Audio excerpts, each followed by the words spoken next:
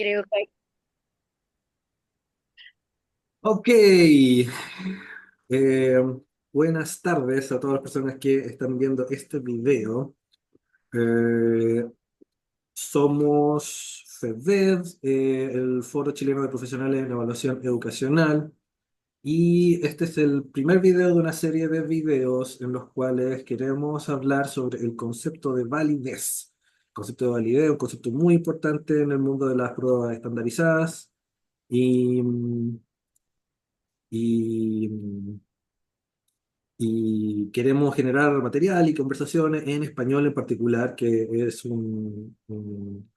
lamentablemente en español no hay tanto material bueno, hay quizá traducciones, pero que en nuestra opinión como grupo creemos que hay una oportunidad para poder aportar al debate y aportar en general a la academia en español en el concepto de validez. Y bueno, hicimos una invitación abierta a distintos académicos y personas que trabajan también en la industria de las pruebas estandarizadas, que hablan español, para que nos cuenten un poco más sobre sus ideas, sobre el concepto de validez y empezar a aprender un poco más sobre este tema en particular. Y tenemos el honor eh, de, de tener acá al profesor Solano Flores, que aceptó nuestra invitación. Y bueno, estamos muy contentos de poder tenerlo, profesor. Así que muchas gracias por aceptar esta invitación. Gracias por invitarme. Ujú. Quiero partir primero dando una biografía sobre el profesor Solano Flores. El profesor Solano Flores es un destacado experto en medición y evaluación educativa, especializado en abordar los desafíos que presenta la diversidad lingüística y cultural en las evaluaciones. Actualmente es profesor en el Graduate School of Education de la Universidad de Stanford.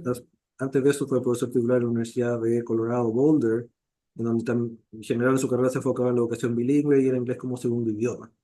Su trabajo se centra en el desarrollo de enfoques multidisciplinarios para la evaluación que integran la psicometría, la lingüística y la semiología, con un enfoque particular en la equidad para estudiantes de minorías lingüísticas.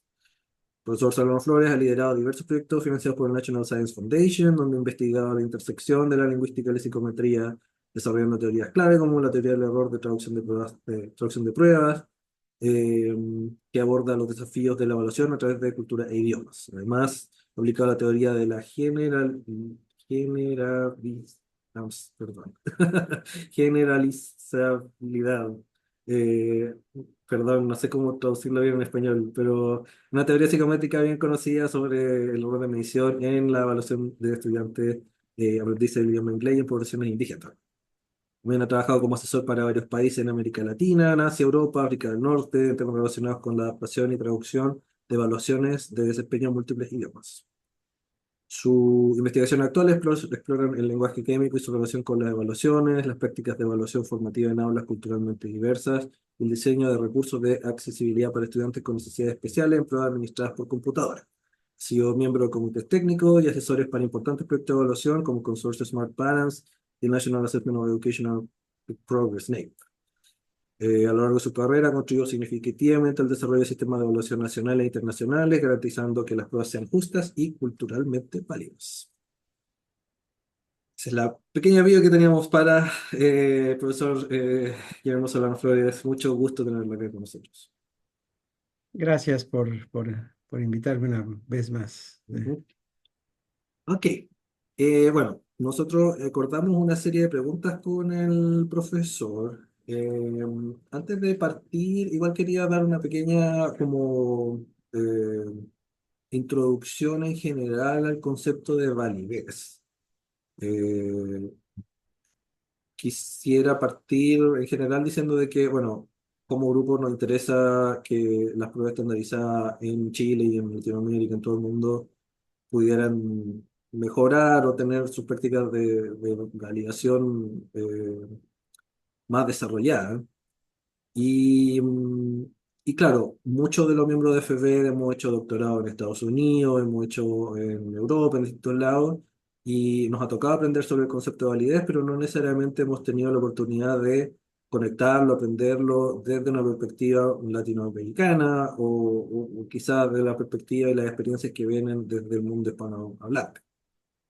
Cuando uno ve los conceptos de validez en general, yo voy a mencionar al menos tres que son como bien famosos. El primero, el concepto de validez que aparece en los estándares que escribe ARA, APA y NCME. Y la traducción al español de esa definición habla de que la validez se refiere al grado en que la evidencia y la teoría respaldan las interpretaciones de los puntajes y las pruebas para los usos propuestos. Esa es una definición que es bastante aceptada en general, a pesar de que igual tiene sus controversias.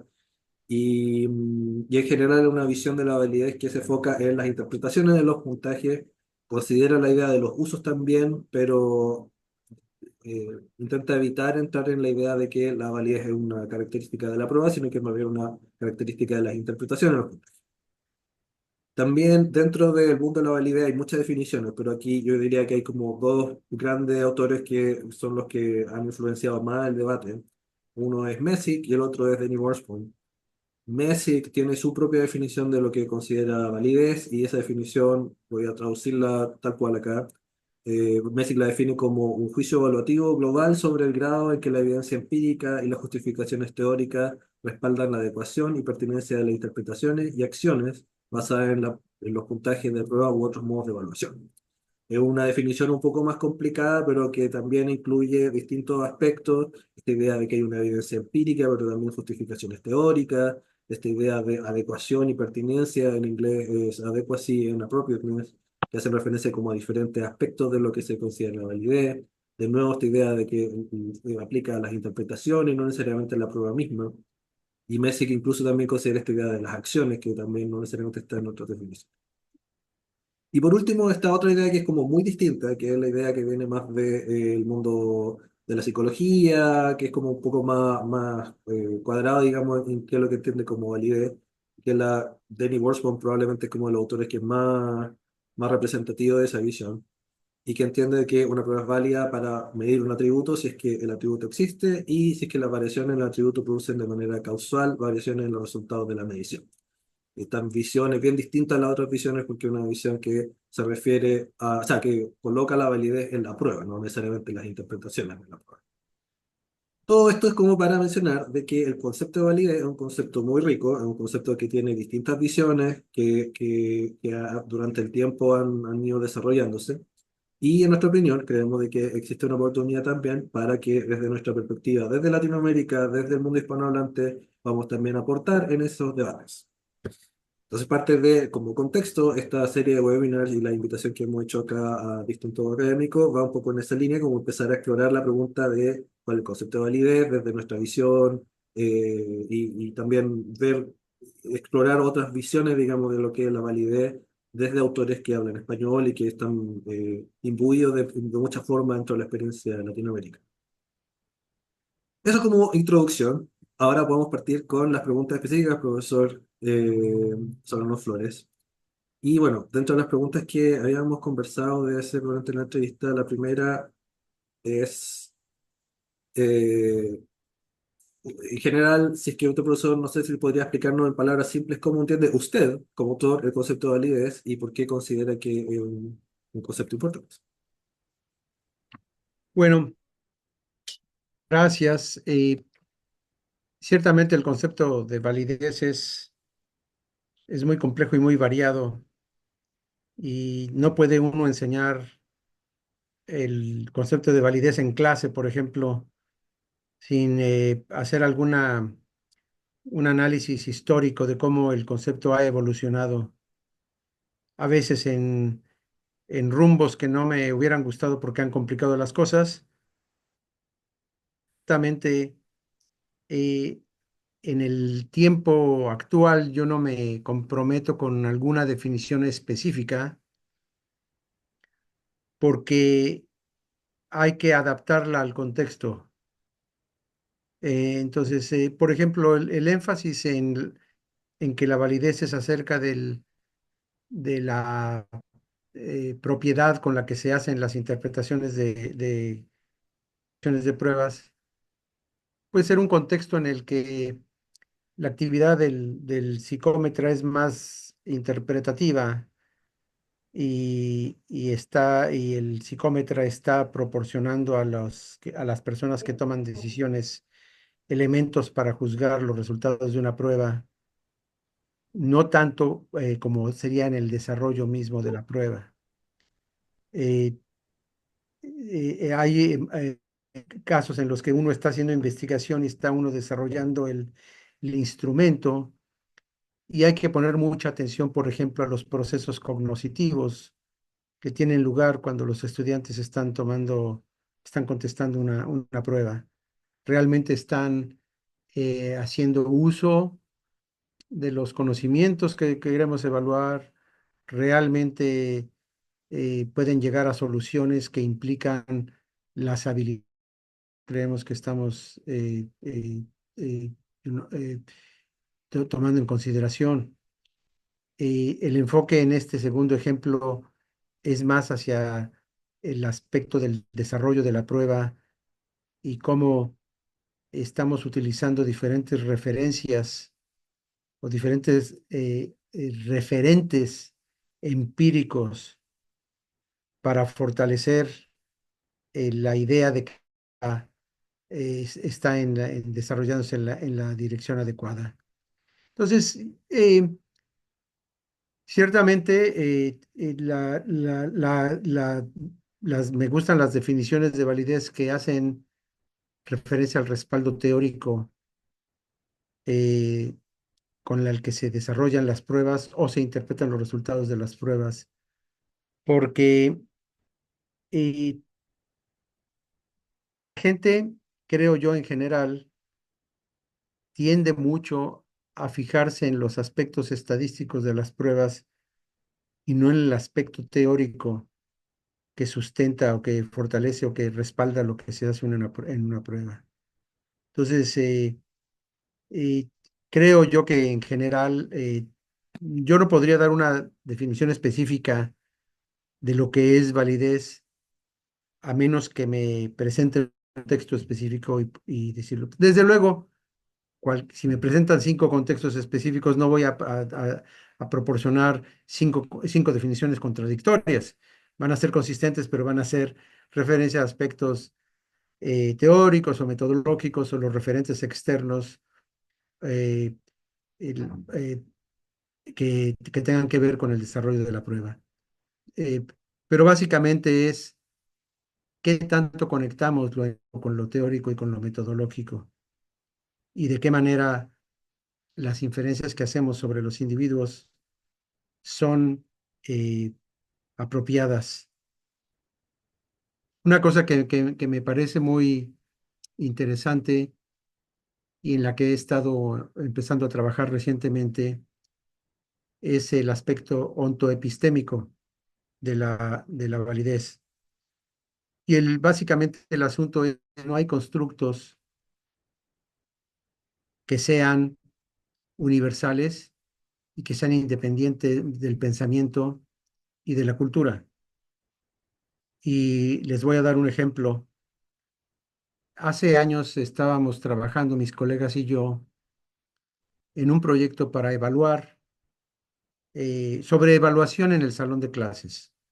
Queríamos ver las prácticas de evaluación que utilizan maestros, principalmente evaluación formativa y principalmente evaluación formativa informal con los estudiantes, cómo interactúan con ellos y cómo les hacen preguntas y cómo conectan la información que obtienen con esas evaluaciones informales, cómo eso informa su enseñanza. Y se nos hizo muy fácil decir, bueno, vamos a utilizar ya lo que están utilizando, que han estado desarrollando estos colegas en el salón de clases. Y bueno, el enfoque de ellos, vaya, su interés fundamental no era los estudiantes que son clasificados aquí en los Estados Unidos como English learners, sino eran estudiantes en general. Entonces dijimos, nuestro enfoque y el funding, el dinero que estábamos obteniendo, era para evaluación formativa con English learners, cosa que no se había hecho hasta ese entonces. Y dijimos, bueno, vamos a adaptar el instrumento. Entonces empezamos a ir con el instrumento a clases en donde había grandes porcentajes de alumnos clasificados como English learners. Y pues obviamente la interrogante era aquí cómo interactúa el maestro con ellos. Eh, Siempre hay mucho miedo por parte de los maestros de interactuar con English learners porque no creen que no les van a entender nada. Y realmente es una concepción errónea. Pero bueno, empezamos a encontrar que las categorías que estos colegas habían estado desarrollando por varios años no nos servían mucho. Y básicamente porque ellos habían estado trabajando con otra población de estudiantes. Entonces, no podemos decir que evaluación formativa sea un constructo que es independiente del contexto cultural en el que se está usando. O sea, si vas a evaluar evaluación formativa, tienes que considerar la población de estudiantes y la población de maestros. Entonces, básicamente terminamos redefiniendo las categorías, rehaciendo las cosas y concluyendo que hablar de evaluación en el salón de clases sin hablar de la cultura es inútil. Podrás obtener algunas cosas, pero no necesariamente van a ser transferibles de un contexto cultural a otro. Ese es el aspecto, cuando hablo de la naturaleza o del ángulo ontoepistémico de la validez, es porque estamos considerando y el conocer, tanto del evaluado como de los evaluadores, están influyendo la naturaleza del constructo que se está midiendo. Entonces, por muy técnico que suene validez en términos de medición, de mediciones y de instrumentos, y por muy poco técnico que a veces se caracteriza a las cuestiones sociales y culturales, forman parte de un todo. Por eso es que no puedo hablar de una definición de validez que sea universal, independientemente del contexto en el que se le va a aplicar. Aunque siempre hay la conexión, o sea, entre lo empírico y lo teórico. Interesante. Claro, porque muchas de las definiciones de validez, sobre todo las más populares, usualmente tienen esta idea como de universalidad, pero lo que usted está planteando es que en realidad también hay que tener en cuenta el contexto y, y la cultura, y también hay un montón de cruces ahí entre lo específico del contexto de la gente, del evaluador, que todo tiene al final una cuenta en el concepto de validez que tenga sentido en cada contexto. Ujú. Exactamente. Ok. Eh, ¿Cree usted que existe una perspectiva específica desde Latinoamérica sobre el concepto de validez? ¿De qué manera sus experiencias particulares y las experiencias particulares del mundo hispanohablante cree usted que han influido en su propio concepto de validez? Yo no creo que se haya generado una perspectiva latinoamericana de validez, pero sí creo que hay aspectos de validez que son importantes, particularmente para los países latinoamericanos. Y uno de ellos tiene que ver con el concepto, en el contexto de las comparaciones internacionales. PISA y TIMSS, por ejemplo. Y, y yo he hecho mucha investigación. eh, Empecé trabajando con cuestiones de traducción de pruebas, por ejemplo, de TIMSS al español en México. Y empezamos trabajando bueno, en ese momento era, digamos, un poquito más inocente mi perspectiva. Bueno, vamos a ver si las evaluaciones fueron correctas, ¿no? Si las traducciones fueron correctas. Y anotábamos distintos tipos de errores de traducción, comparando el original con la traducción, el original en inglés con la traducción, y después con un panel de revisores de distintas especialidades, decir, pudo haber sido mejor la traducción. Había errores hasta ahora, son lo de menos, Los errores fuertes eran, parece ser que se cambió el constructo al hacer la traducción, o parece ser que el nivel de dificultad para esta población en México va a ser mayor porque se utilizaron palabras más difíciles, o se alteró el sentido, y así había de todos. Había de hecho, puedo contarles historias de terror si gustan, de lo que puede ir mal en el proceso de traducción. Empezamos a trabajar de esa manera y nos dimos cuenta de que la experiencia era buena. Después trabajé con gente de Puerto Rico, por ejemplo, y ya para entonces habíamos desarrollado una metodología de la revisión de pruebas de traducciones de pruebas.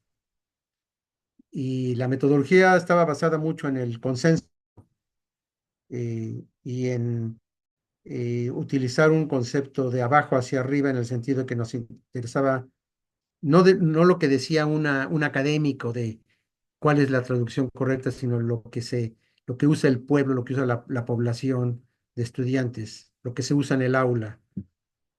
Y encontramos que la actitud o la concepción implícita que tienen los gobiernos de los países. Bueno, encontramos en Puerto Rico, primeramente, estaba en Puerto Rico, que los estilos de nuestro procedimiento que había sido desarrollado en México funcionaba muy bien en México, pero no en Puerto Rico. Había una fase que, por ejemplo, decía, antes de trabajar en equipo, revise individualmente el ítem y respóndalo individualmente. Los puertorriqueños no hacían eso, pero no porque estén mal, sino porque son más colectivistas en el sentido, la manera de resolver los problemas. Entonces nuestra instrucción de revisa individualmente no importaba. Ellos tenían la manera de hacer las cosas de la mejor, como la podían hacer bien era como es, de una manera consistente con su cultura, no consistente con la cultura mexicana. Después vi cosas similares en Corea del Sur, en Kuwait, en Finlandia. Cada país y cada sistema tiene su cosa. He hecho investigaciones con una colega china sobre cómo, si tú tienes un procedimiento, tienes que adaptarlo tomando en cuenta las características del contexto en que se está aplicando el procedimiento. Ya no estamos hablando nada más de la adecuación de la prueba, de la adecuación de la lengua, ya no estamos hablando nada más de la población de alumnos y de la población de maestros, sino de la población de quienes están implementando el procedimiento. Entonces, haciendo ese tipo de investigación en comparaciones internacionales, me encontré también con el hecho de que los países latinoamericanos en muchas ocasiones no tienen los recursos que tienen los europeos. Entonces, el nivel de rondas de revisión, el número de rondas de revisión o el nivel de trabajo de una prueba no es el mismo. O, por ejemplo, no se contratan a los especialistas que la OSD sugiere que se contraten por razones prácticas. Pero entonces dices, a ver, aquí hay un problema. Si yo soy un país pobre, no voy a poder beneficiarme tanto de mi experiencia en mi participación en las internacionales. Cuando Noruega participa en comparaciones internacionales, al menos salen 10 tesis doctorales de cada participación. PISA, Teams, cada una hay al menos 10 tesis doctorales. ¿Por qué no pasa eso en México, por ejemplo? Y les decía a mis colegas del gobierno, ¿por qué no mandamos gente que se forme? No había la estructura, no había la organización. Y entonces se me ocurrió que lo que podíamos hacer era eh, eh, crear el concepto de capacidad evaluativa. Eh, Entre más tengas capacidad de evaluación, más te beneficias por participar en una comparación internacional. Es el efecto del Matthew. Si eres pobre, vas a seguir siendo pobre. Si eres rico, te van a llegar más oportunidades para que incrementes tu fortuna. Es muy triste, muy desesperante. Y entonces empecé a decir, ¿cómo podemos sugerirles a los gobiernos que mejoren sus condiciones, que, que aprovechen la oportunidad? Y encontré que, vale, después de mucho pensarle y hacer teoría y revisar cosas, las comparaciones internacionales, el objetivo de los países que se están desarrollando, digamos, psicométricamente, el objetivo debe ser desarrollar su capacidad evaluativa, no saber si están en tercero, en cuarto lugar o en 20, en lugar vigésimo, sino desarrollar su capacidad evaluativa. Y el concepto de capacidad lo ha trabajado las Naciones Unidas, no en el contexto de evaluación, sino de capacidad. En algún momento PISA se preocupó por la capacidad evaluativa de los países pobres. Haití, Nigeria, algunos países así, pero la preocupación no era que desarrollaran su capacidad evaluativa, sino que pudieran cumplir con los requisitos metodológicos que implica la. Entonces iban a poder cumplir con los requisitos, poder obtener datos de buena calidad, pero los países no iban a ganar en capacidad evaluativa. Entonces, ¿por qué estoy dando esto si tu pregunta fue de validez? Simplemente porque no podemos evaluar validez en comparaciones internacionales sin tener en cuenta las diferencias de implementación, las diferencias de dinero, de recursos económicos, de recursos humanos, que están moldeando qué tipo de datos estás dando y qué estás obteniendo acerca de eso. Entonces, eso es esto lo estoy poniendo deliberadamente como ejemplo de cómo el contexto, y en este caso el contexto internacional, nos está dando una idea del tipo de interpretación que debiéramos hacer de los resultados de las pruebas internacionales, pero no la interpretación que hace OSD y sus comentarios sobre si debemos cambiar nuestro sistema económico porque solamente en una prueba, basados en los resultados de una prueba, sino en términos de qué ganamos como país cuando participamos en una prueba internacional. Yo siempre he dicho que sería fabuloso que los países latinoamericanos, cada país dijera, por ejemplo, ítem por ítem. A ver, aquí hay un ítem sobre calentamiento global, ya que estamos hablando del calor que hace el día de hoy. Calentamiento global y energía.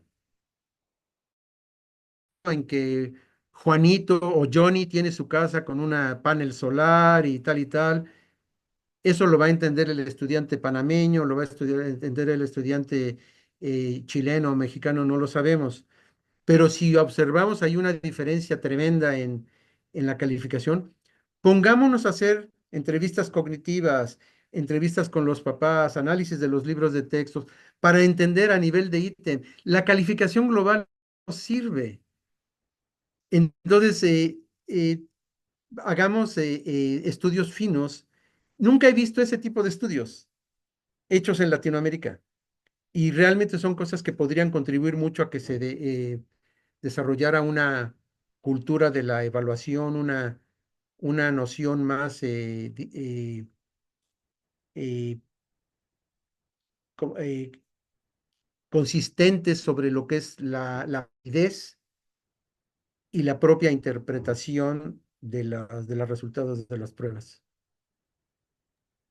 Súper interesante lo que menciona. Y, y claro, esa capacidad evaluativa, probablemente el ejemplo más obvio de capacidad evaluativa es que se genera una definición de validez local. Entonces, ese concepto también quizá explica por qué a lo mejor no ha habido una definición desde Latinoamérica, porque hay que tener capacidad evaluativa justamente para poder sentarse a pensar y filosofar sobre el concepto como para poder articularlo en una definición propiamente tal. Claro. Es bien interesante lo que mencioné. Ok, tenemos más preguntas. Usted tiene un libro titulado Cultural Validity in Assessment, o validez cultural en evaluación, Addressing Linguistic and Cultural Diversity. No sé si nos puede comentar un poco más de ese libro y de los conceptos que están ahí mencionados. cómo no, me tengo que remontar al 2001, eh, porque esta fue la fecha de publicación de un artículo que se titula On the Cultural Validity of Science Assessments. Fue publicado en el Journal of Research in Science Teaching y fue parte de resultados de una investigación sobre de qué manera la, la cultura moldea la manera en cómo los estudiantes interpretan los ítems de las pruebas. Eh, me di cuenta de que al tratar de hacer el demarcamiento, digamos, teórico del proyecto, se hablaba mucho desde el 95, 93 sobre la importancia de considerar los procesos cognitivos eh, para validar una prueba, para validar ítems. Está estudiando, está utilizando el estudiante los recursos o los conocimientos que se supone que queremos evaluar, y eso lo obtienes a través de entrevistas cognitivas. Pero me di cuenta de que predominaba una visión cognitiva, pero no eh, eh, de sociocultural de lo que es el aspecto de pensamiento. Es decir, no es nada más lo que está sucediendo en el pensamiento del individuo, sino el pensamiento del individuo desde la perspectiva sociocultural. Y me di cuenta de que realmente, aunque se hablaba de validación cognitiva, no se hablaba de validación sociocultural. Entonces, si queremos entender el proceso cognitivo, el contexto sociocultural. Y básicamente lo que hicimos fue tomar ítems de NAEP, que se supone que son evaluados con todo desarrollados con todo el rigor, ciencia y matemáticas, y dárselos a los estudiantes de distintos grupos culturales. En ese momento yo estaba todavía comprando la idea de los grupos culturales, después podemos hablar de por qué no es muy recomendable hablar de eso, porque no, cuáles son las limitaciones metodológicas de eso. Pero de todos modos fuimos a lugares distintos, fuimos a lugares predominantemente afroamericanos o latinos, o fuimos incluso a algunas islas del Pacífico para ir a contextos culturales diferentes, indios americanos también, indios pueblo.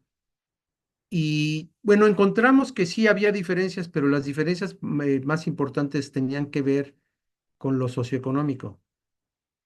Eh, y había este ejemplo que se volvió así como muy famoso de Juanito su mamá le da $1 cada día y para que compre lunch. El lunch cuesta 35 centavos la manzana, 40 el jugo y 25 el dulce o lo que sea.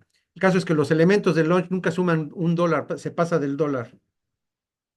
Entonces, la pregunta era, ¿cuánto es la cantidad de dólares, de billetes de dólar que le puede dar la mamá a Juanito para que compre lunch durante la semana? Básicamente el problema, ahorita no me acuerdo de los detalles, pero el problema, si lo resuelves de acuerdo con lo que se supone que tiene que ser, sumas lo que cuesta el lunch todos los días, redondeas al entero siguiente y esa es la cantidad de billetes de dólar que tiene que darle la mamá.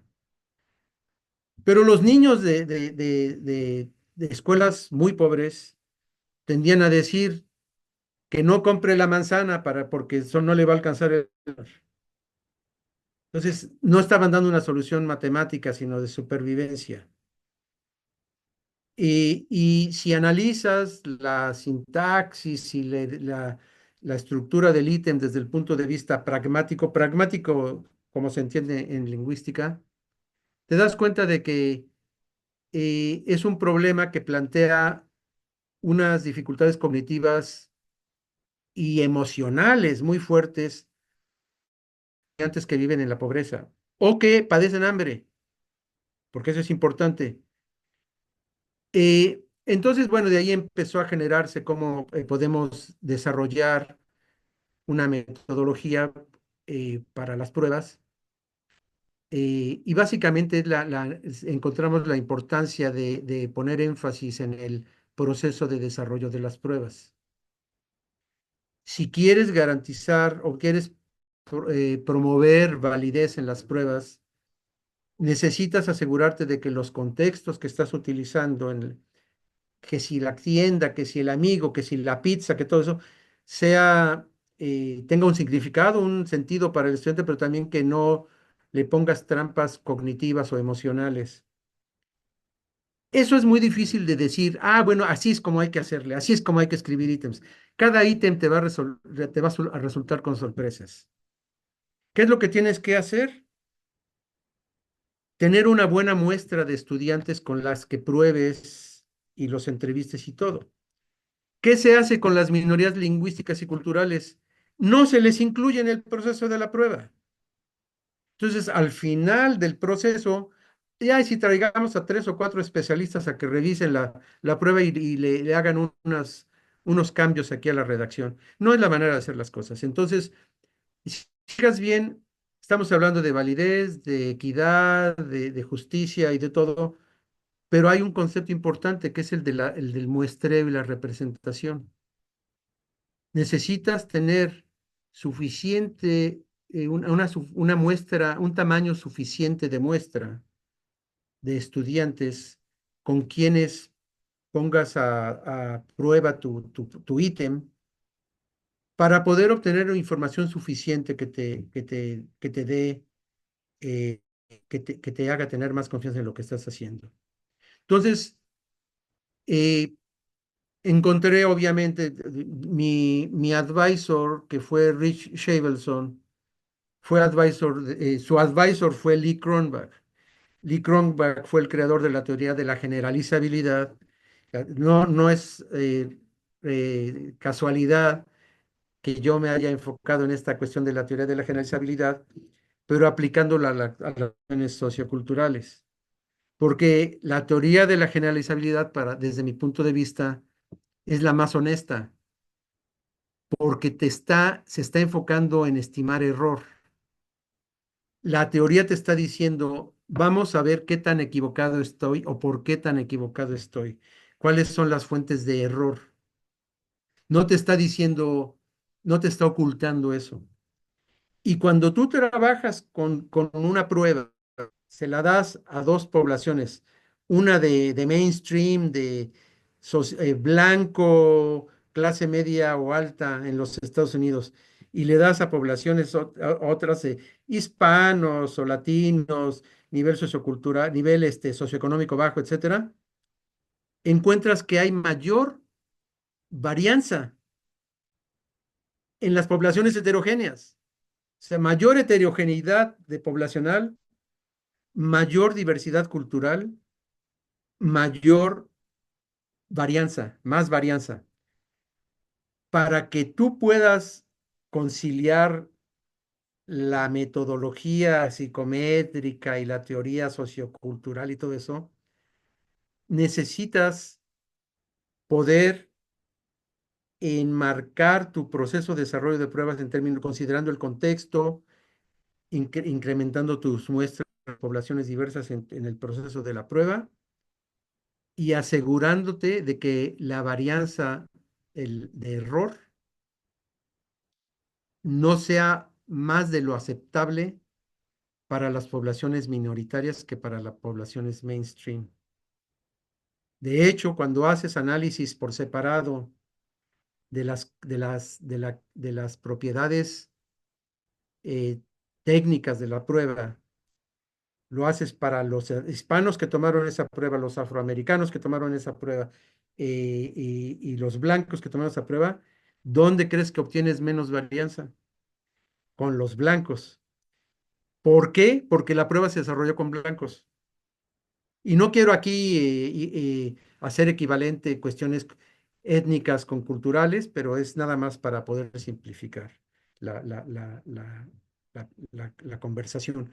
Pero la idea no es que tengamos lo técnico y lo cultural, todo es junto. El constructo te lo está moldeando la cultura y la manera, las habilidades y la manera en cómo se evalúa las habilidades varía y va a manifestarse de manera, el desempeño de los estudiantes se va a manifestar de manera diferente debido a esas diferencias culturales y tenemos que dar cuenta de ellas psicométricamente. Súper. Ok. Muy interesante todo lo que menciona, profesor. Tenemos la última pregunta de esta entrevista. Eh, y bueno, en general diría yo que la idea de validez cultural creo que es bastante claro que nace y ha sido inspirada, influenciada por su práctica y por su experiencia profesionales.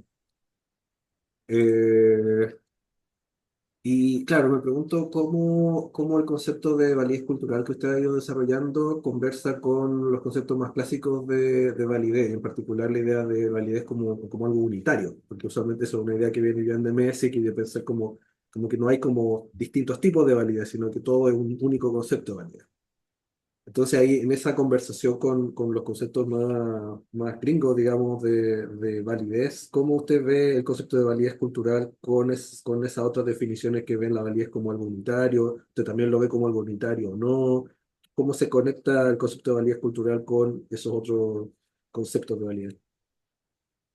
Yo creo que la conexión se puede dar en un futuro no muy lejano de manera más formal y cuando la gente y los colegas y la comunidad de la medición educativa se dé cuenta que validez no es una cosa que concierne nada más a la prueba, sino que concierne al sistema educativo.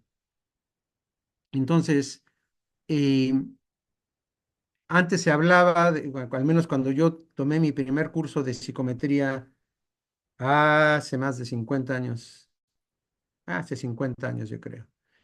eh, Me acuerdo de una traducción del libro de Magnusson de psicometría y hablaba de, ¿sí conocen el de Magnusson? Yo tengo la edición en español con la que aprendí y la tengo en mi biblioteca de la casa porque es así como un tesorito y se hablaba de la validez como el grado en que una prueba de lo que realmente pretende medir o una cosa por el estilo. Em, Y cuando uno toma en cuenta esta cosa de la evaluación, de la evolución del concepto de validez que les decía, vemos que se empiezan a incorporar el aspecto cognitivo, se empieza a incorporar el aspecto sociocultural.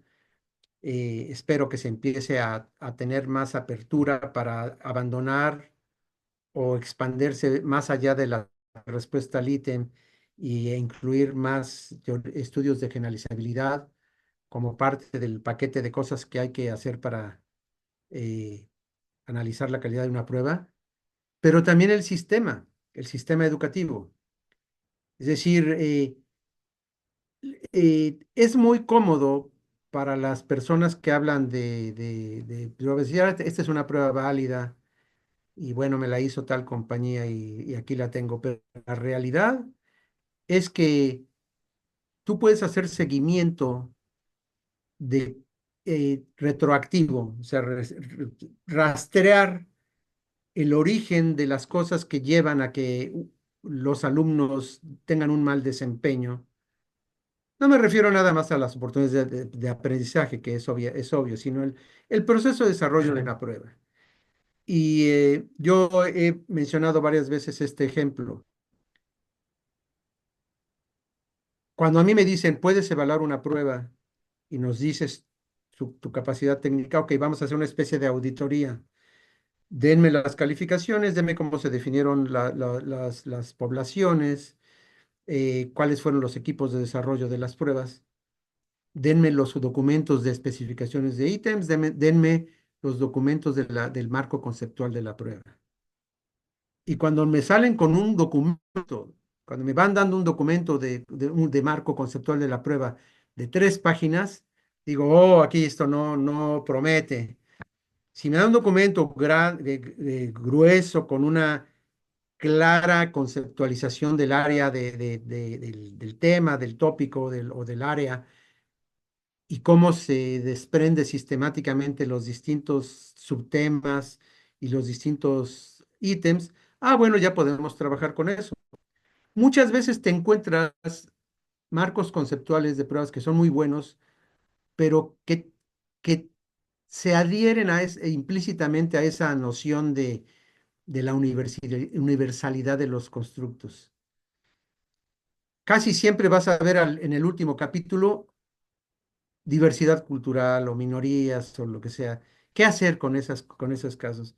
Un pensamiento así como un tanto última hora de lo que tenía que ser la diversidad cultural. Y cuando yo he participado en revisiones de pruebas, les digo, déjenme ver sus marcos conceptuales de las pruebas. Es muy difícil que tú veas qué se hizo con respecto a cultura cuando el marco conceptual de la prueba no existe o cuando no, o cuando es muy breve.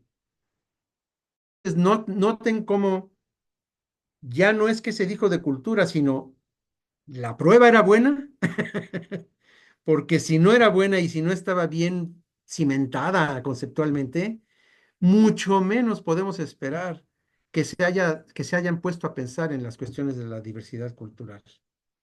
Entonces, si ustedes ponen en una matriz los distintos aspectos que ustedes consideran como eh, técnicos que son relevantes a la validez de una prueba, vamos a suponer muestreo, definiciones de los constructos, muestreo del contenido, etcétera, y en otra distintas acciones sociales o distintos eh, puntos críticos del proceso de desarrollo de pruebas, tales como definición de estándares, desarrollo de marcos conceptuales, reporte, uso de las pruebas.